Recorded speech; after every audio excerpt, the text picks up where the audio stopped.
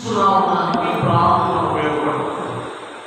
పరిశుద్ధాత్మను తీసుకురావడానికి, పరిశుద్ధాత్మను మన యొక్కకు చేర్చడానికి ప్రార్థన, క్రీస్తును మన హృదయంలో చేర్చడానికి ప్రార్థన. కాబట్టి ప్రేయర్ అనేది తప్పకుండా మనము ఆచరించవలసిన దానిలో ప్రాముఖ్యమైనది. క్రైస్తవులుగా దేవుని ఒప్పుకున్న వారిగా మనం ఏం చేయాలి అంటే, మనము దైవిక ఆచరణలో బైబిల్ చదువుకోవాలి.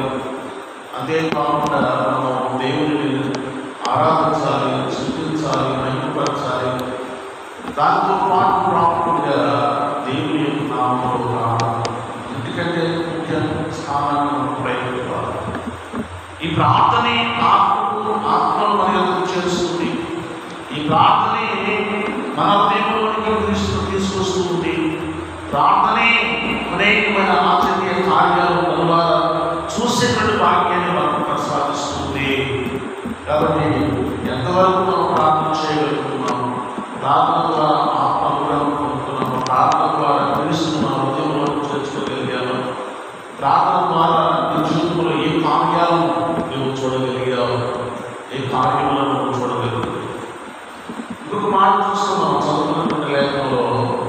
ఈ ఫిలిప్పీయులకు రాసిన పత్రికలో చాలా చక్కగా మాట్లాడే మాట నువ్వు చూస్తున్నప్పుడు 6వ వచనంలో అన్నాడు, దేవుని గురించి చింతపడుతుంది కానీ ప్రతి విషయంలోనూ ప్రార్థన విజ్ఞాపనల చేత హృదయపూర్వకంగా ఈ విన్నపములు దేవునికి తెలియజేయాలి.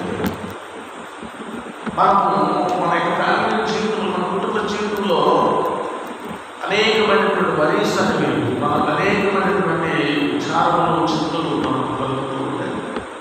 ఎల్లప్పుడూ మనకు సంతోషదాయకంగా ఉండటం అనేది కాలచక్రంలో లేదు. ఒక సంవత్సర కాలం కూడా 60 రోజులు 60 రోజుల పాటు మనం హ్యాపీగా బ్రతుకుతా ఉండడానికి లేదు. 365 రోజులలో మనము ఎప్పుడు ఎదుగుతూనే ఉండడానికి లేదు. కాలచక్రంలో దుఃఖాలు, కష్టాలు, బాధలు, ఇబ్బందులు, నష్టాలు, ఈ కాలచక్రంలో సంవత్సరకాలంలో కొన్ని విధాలుగా అవి సమర్పిస్తూనే ఉంటాయి. ఇక్కడ వాక్యం సెలవించేది ఏంటంటే, దేవుని గురించి చింతపడుతుంది. ఒక విశ్వాసిగా, ఒక క్రైస్తవులుగా మనం ఏం చేయాలంటే చింత అనేది మనం పడకూడదు. ఏ విషయంలో మనం